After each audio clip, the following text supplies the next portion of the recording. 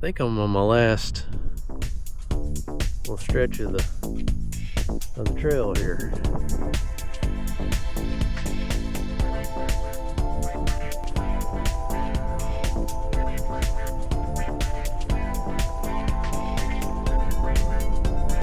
Boy, sure seems like there's nothing even close to me out here.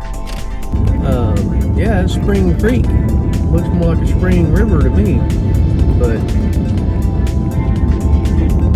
who am I to judge, right? That's just rude. That's just rude, people.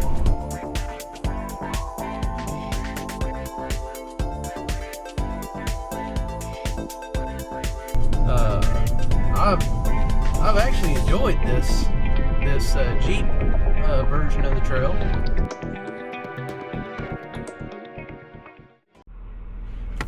All right, well, good morning. Good morning, someday drivers. Hey, so we are starting out this morning after topping off with a little bit of fuel and grabbing a little coffee.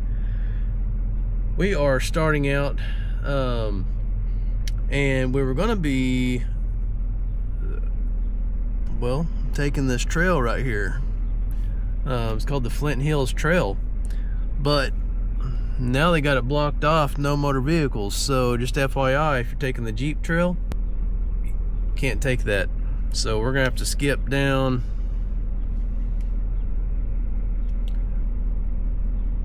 Okay, so we're in Council Grove. We're gonna have to skip down to this part right down here, and then make our way north and try to catch the trail at that point. So soon enough we hit the gravel, and we're coming up on the Aligawaho Memorial, and we'll see what this is. This memorial site is the site of the last Kaw or Kansa Indian village in Kansas prior to the forced removal of the tribe for which Kansas is named to Oklahoma in the year 1873.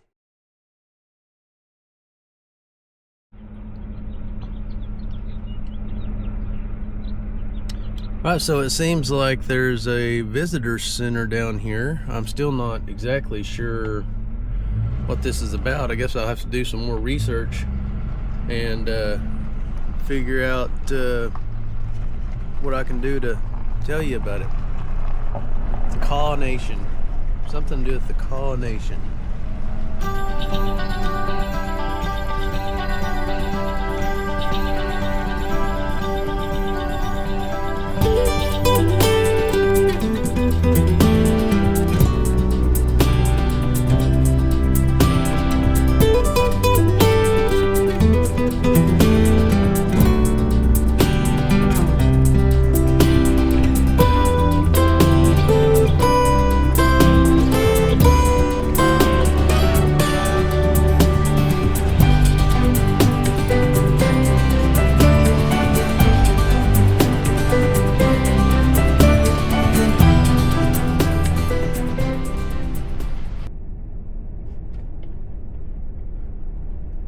Hey, so where we're just kind of going along the back roads here, you know, part of overlanding is the sleep setup and the camping setup. So I just thought I'd touch base. Last night got down to 28 degrees, and so I did go ahead and go for my 0 degree mummy sleeping bag. And it's just one of the Magellan brand bags. We happened to find this one at a garage sale, and they had it for sale for like $10, and I snagged it. But I tell you what, it works, and I was actually very comfortable. We are under burn bans, pretty much the entire, I want to say the entire states of Kansas and Oklahoma are under burn bans of some sort and high fire danger. So I did pull out the propane fire pit that we purchased on our spring trip getaway. If you want to check out that video, post it right there. Anyway, just wanted to touch base on those couple of things. Stayed warm, did the 0 degree bag, and also had that propane fire pit. And like I said, nothing froze up or anything, so all was good. So today's goal is to finish this out, to end up in Marysville.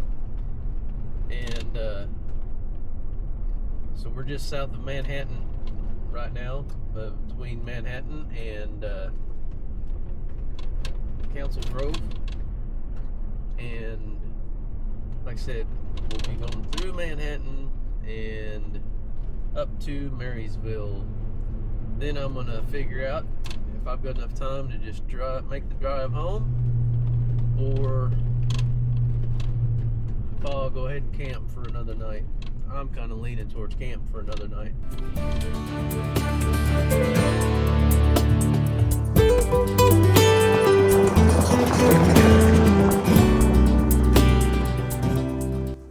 We're actually coming into the little town of Alma, A-L-M-A, Kansas, and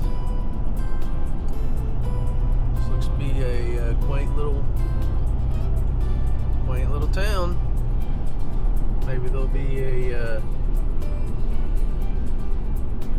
nice little scenic drive through it.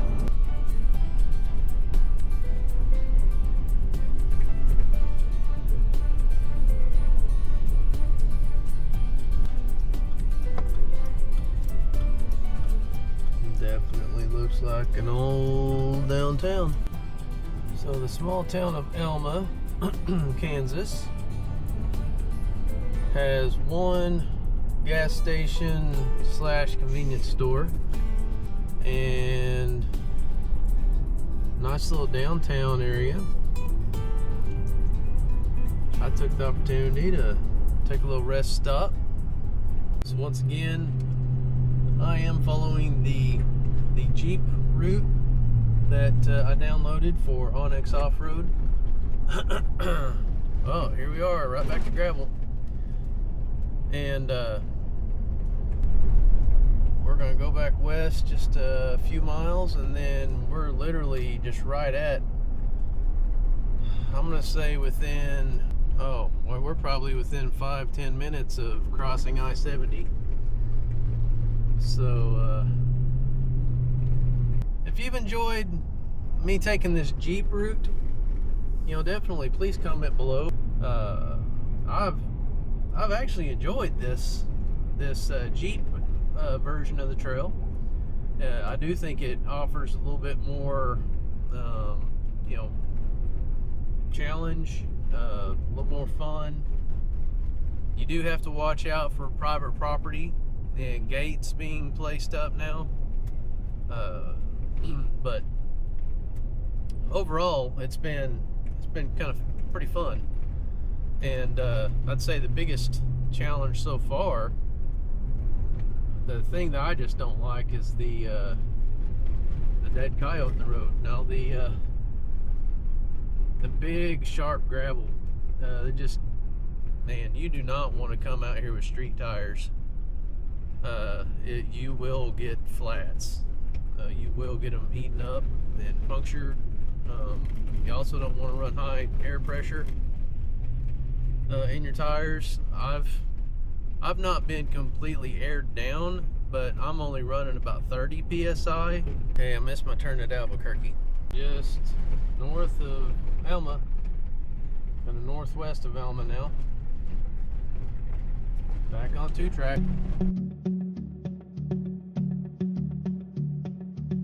That sunrise sits on that horizon. It's like nothing I've ever seen before. A beacon of light that leaves me empty and pulls me halfway out that door. I saddle up my horse before you wake up, so my memories won't hear you cry. Maybe the wind will lead me back to you, but don't hold your breath this time. 'cause I'm just a cowboy. I was born to ride away. I'm just a cowboy. Cowboys never stay. So don't try to follow or chase me, 'cause you'll never catch me. Just watch me go, 'cause I'm just a cowboy. Well, so we just passed under I-70, and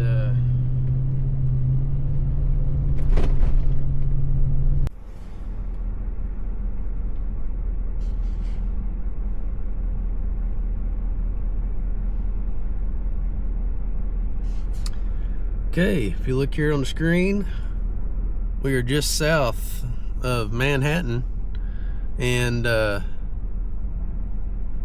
boy, sure seems like there's nothing even close to me out here. That sunset's calling out my name, pulling me to another place, another town I can remember, down another lost highway, where familiar faces all stare back at me. These dusty trails all look the same, shaking hands with my old friends, but nobody knows my name. 'Cause I'm just a cowboy. I was born to ride away. I'm just a cowboy. Cowboys never stay. So don't try to follow or chase me, 'cause you'll never catch me. Just watch me go, 'cause I'm just a cowboy. Cowboys are meant to roam.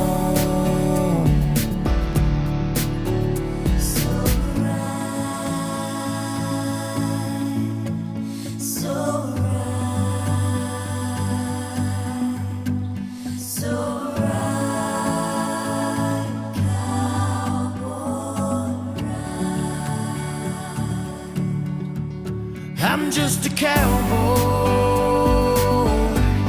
on a steel horse I ride. I'm just a cowboy, cowboys say goodbye.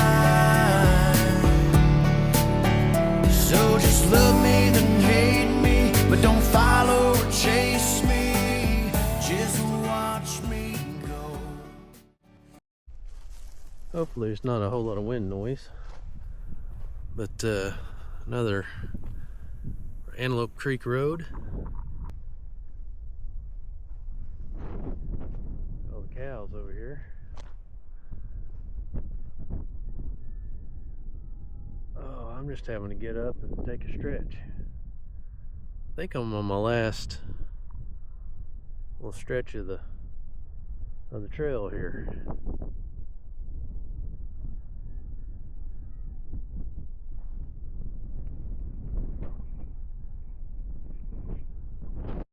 Actually just stopped, went ahead and went up to a neighboring farm or ranch house.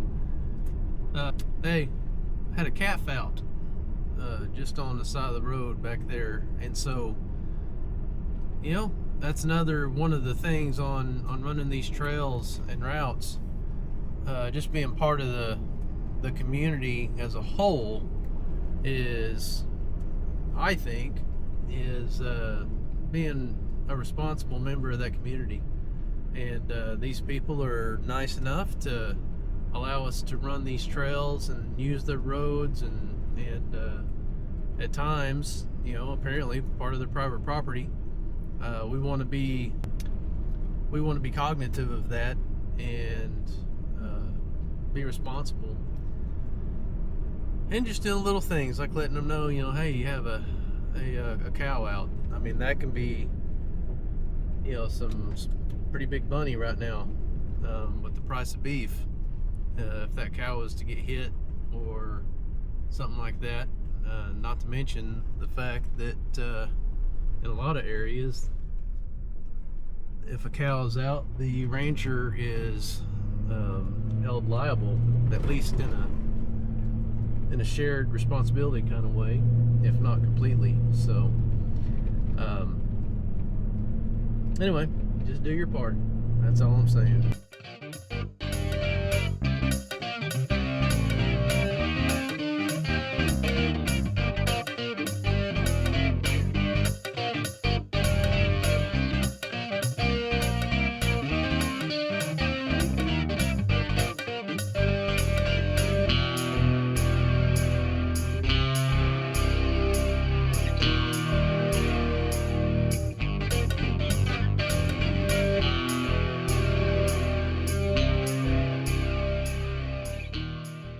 When you're going by a residence on a dusty road, slow down. Just slow down. No need to dust them out, especially if you can tell the wind's blowing the dust towards their house. That's just rude. That's just rude, people. Think about your neighbors. Everybody's our neighbor out here, so do what you can to slow down and not just completely dust them out as you're going by.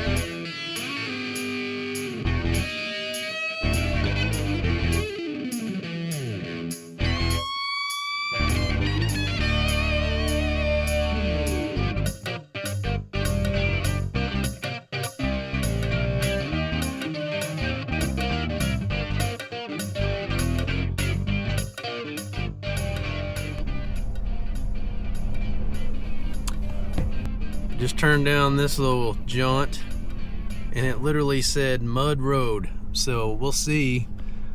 I mean, it's been pretty dry, but maybe there'll be some excitement down here.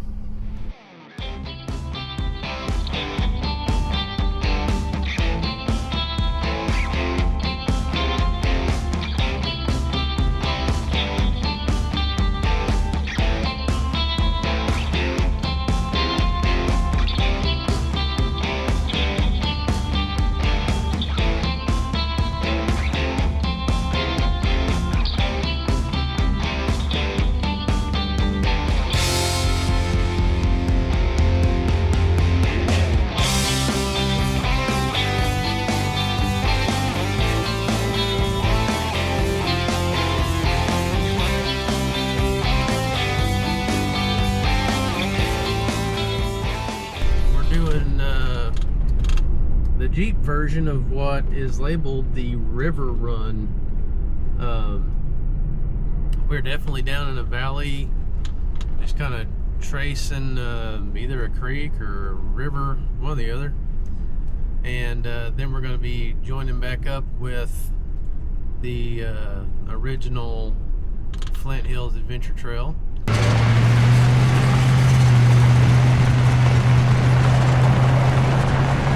Okay, we're kind of following Spring Creek. Looks more like a river.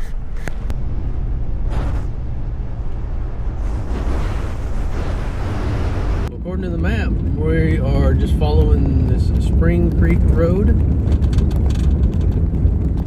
for the next multiple miles, and then we've got a little jog, maybe go through a little wetland area or something. I'm not sure at this point, but yeah, it's Spring Creek.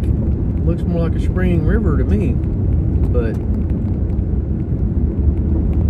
who am I to judge, right? But since we're getting close to bringing this thing to an end and finishing up the Flint Hills Adventure Trail. I just wanted to take a moment or two to say, you know, the few trails that I've done in the past definitely don't even start to compare to this. I mean, I think this is as close to a true overlanding feel as you can get in Middle America, at least that I'm aware of. I mean, you're not off in the woods, you know, going through mud holes and climbing rocks and all that kind of good stuff. I mean, that's mud bogging and or rock crawling. That's not overlanding. Overlanding is getting from point A to point B, you know, and being self-sufficient, self-reliant, being on the back roads, being somewhat remote. This gives you all of that. This gives you all of those feelings. And I honestly don't even think 10% of the route has any kind of pavement on it. It does go through some towns here and there, but I think those were laid out to basically just be some good rest stops and allow you access to fuel and or you know, some snacks.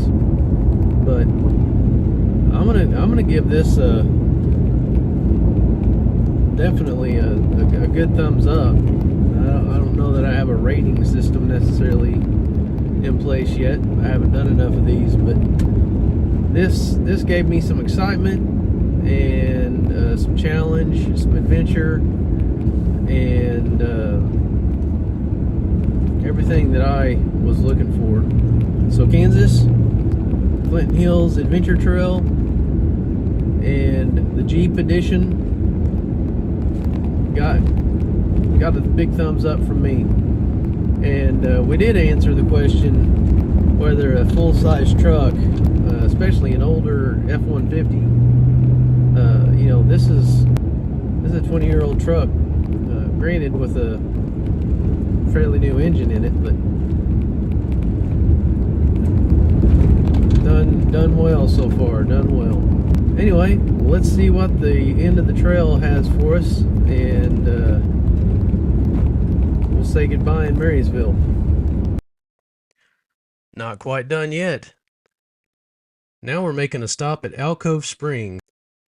It's a popular spot along the Oregon Trail and was given its name by the famous Donner Party in 1846. Alright, so I took one of the trails to find Alcove Springs, and I'm thinking that the spring is suffering from the drought as well, because that does not resemble that at all.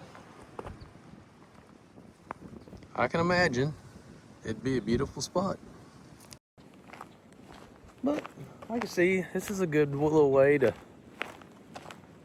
get ready for the last little stretch. I know it seems like I've said that multiple times. I have. I keep underestimating the amount of time.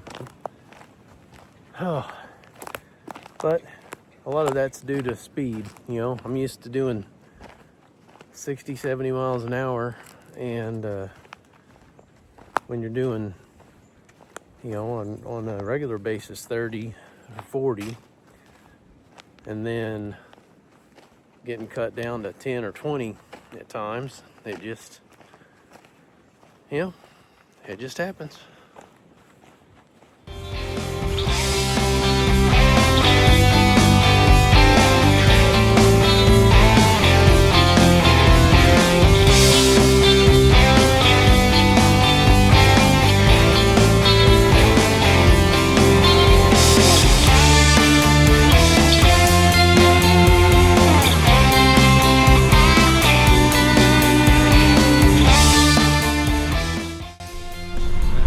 much of the route we have left.